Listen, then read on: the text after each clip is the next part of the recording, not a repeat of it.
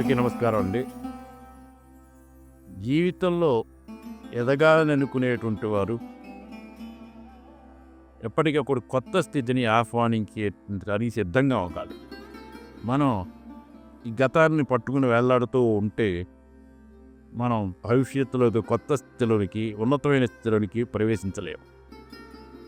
దీనిపై చార్జీ మహారాజ్ గారు గతం తాలు సంఖ్యలు తెంచుకో, ఎందుకంటే మన పురోగమనం కోసం ఈ బోధనపై వారు చెప్పినటువంటి కొన్ని ముఖ్యాంశాలని ఈ ఎపిసోడ్లో చెప్పుకుందాం.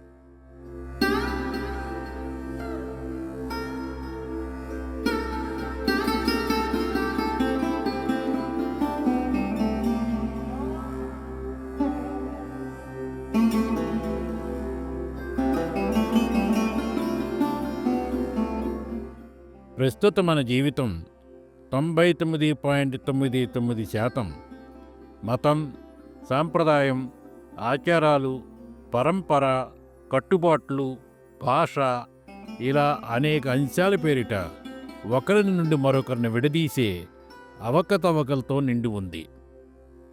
స్వజాతి జంతువులు ఐకమత్యంతో కలిసి జీవించడానికి లేని ఇబ్బంది, లేని సమస్య మానవ జాతికి ఎందుకుంది? మనము తెలివైన వాళ్ళమే, వివేకవంతులమే, భగవంతుడు మన అందరిలో నివసించి ఉన్నాడని అంటామే. మరెందుకు ఈ విభేదాలు? మనం మరింత ఎక్కువ సంస్కారాలను పెంచుకుని అవినీతి పరులుగాను, పక్షపాత బుద్ధి గలవారుగాను, జీవన విలువలు లేని ఒక మూర్ఖ మానవ జాతిగాను ఎందుకు తయారయ్యాము?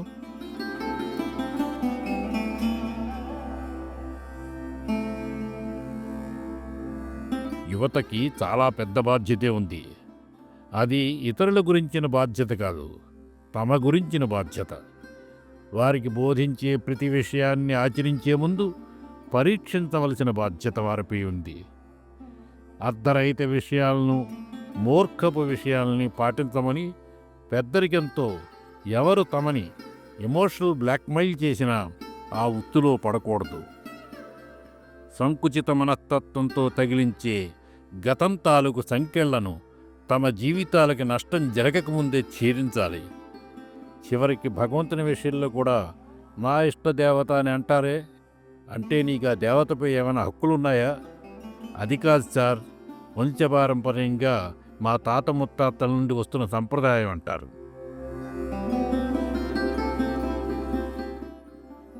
తండ్రి చేసిన పాపాలు కొడుకు మీద పడకూడదు. మీకు మంచి విషయాలు బోధించే హక్కు వారికి ఉంది, చెడ్డ విషయాలను కాదు. మూర్ఖంగా వాళ్ళు చేసినట్లే తర్వాత తరాలు కూడా చేయాలని పట్టుపట్టడం ఒక దుష్కర్మ. దానిని ఆపడానికి యువకులు నడుం బిగించాలి. అమెరికా వాళ్ళనే 1 హార్స్ టౌన్ అంటే ఆ ఊరికి ఉండే పని మొత్తానికి ఒక గుర్రం చాలని, అంటే అంత చిన్న గ్రామం అని అర్థం. అంటే జీవితంలో ఎదగదలుచుకున్న వాళ్ళు అటువంటి చిన్న చిన్న వ్యవస్థల్ని అంటిపెట్టుకుని ఉండకూడదు.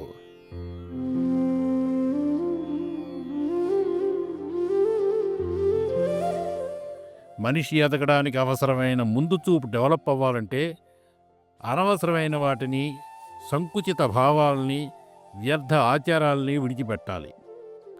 అర్థవంతమైన జీవితానికి ఏది ఉత్తమమో ఆ మార్గాల్ని, పద్ధతుల్ని చేపట్టాలి. అందుచేత సరైన మాట చెబితే ఎవరు చెప్పినా వినాలి. ఆనోభద్రాహ కృతవో ఎంత విస్తృతః అని వేదాలు చెబుతున్నాయి. అంటే విశ్వంలో ఏ దిశ నిండైనా ఉదాత్తమైన ఆలోచనల్ని రానియండి అని చెబుతున్నాయి.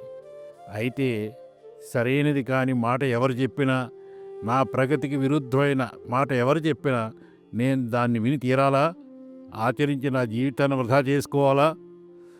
ఆత్మస్వచ్ఛతకి సంబంధించిన ఆధ్యాత్మిక నియమాలు ఇలా చెబుతున్నాయి. తప్పుడు ఆదేశాలని నీవు పాటించనవసరం లేదు అని.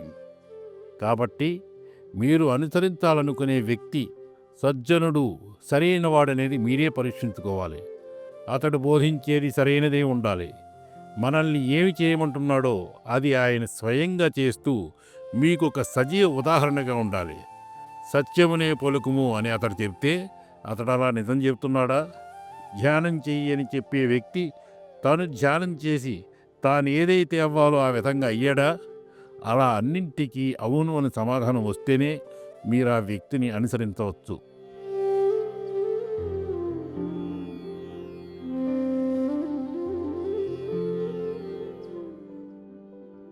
సంత్ కబీర్ ఇలా అన్నారు: నేను నా బాల్యాన్ని, యవ్వనాన్ని ఆటపాటలతో, సరదాలతో వృధా చేసుకున్నాను. ఏ ఒక్కరోజు కూడా దైవ ప్రార్థన చేయలేదు. ఇకపై నా హృదయం ఆయన స్మరణలో ఉండుగాక అని. మనుష్యులుగా మనలో తప్పక రావాల్సింది దైవస్మరణే. ఎందుకంటే కుల, మత, తెగ, వంశ, లింగ భేదాలతో నిమిత్తం లేకుండా అందరూ అనుసంధానమయ్యేది ఆ దైవంతోనే.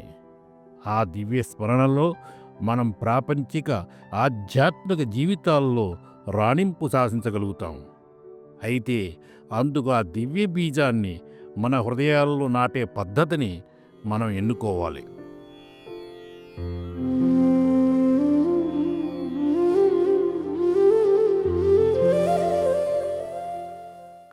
బాబూజీ మహారాజ్ చెప్పినట్లు మనకు తొలిసారిగా సిట్టింగ్ ఇచ్చినప్పుడు దానిని ఆయన సీడింగ్ అంటే బీజం నాటడం అనేవారు. అంటే దివ్య బీజాన్ని హృదయంలో ప్రవేశపెడతారన్నమాట. అందుకే యోగశాస్త్ర పరిభాషలో హృదయాన్ని హృదయయోని అంటారు. అంటే ఆ బీజంతో మనలో మరో కొత్త వ్యక్తి సృష్టించబడతాడు. అయితే అందుకు మనం ఆ బీజం మొలకెత్తి వృద్ధి చెందేలా భక్తి, శ్రద్ధ, ధ్యానములతో నీరు పోయాలి. అప్పుడక్కడ మరో మాస్టర్ తయారవుతారు.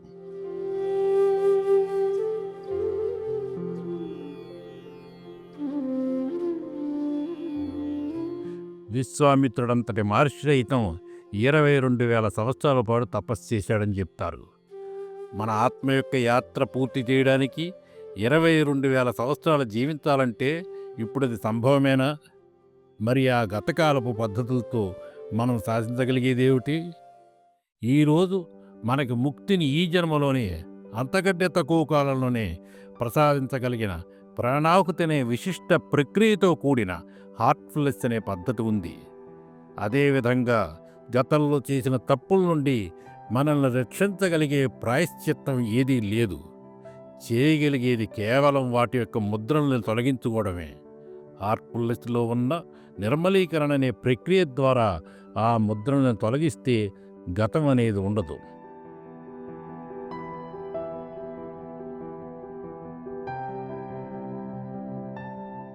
అందుచేత చాలీజీ మహారాజ్ ఇలా అన్నారు: మీ దృష్టిని అత్యంత ఉన్నతమైన వాటి మీద నిలపండి.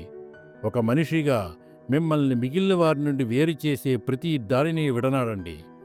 ఎదుటివారి మారేటంత వరకు నీవు వేచి ఉండడం ద్వారా ఐకమత్యం రాదు. నీవు మారకపోతే ఈ విశ్వంలో నీ కోసం ఏదీ మారదు.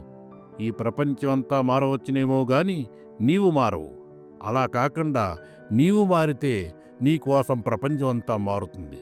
అందుకు సాంస్కృతికపరమైన, మతపరమైన, భాషాపరమైన ఇలా మనల్ని క్రిందకి లాగే గతం తాలూకు సంఖ్యలను ఛేదించగలిగే విజ్ఞత అందరికీ రావాలని అన్నారు చారీజీ మహారాజ్.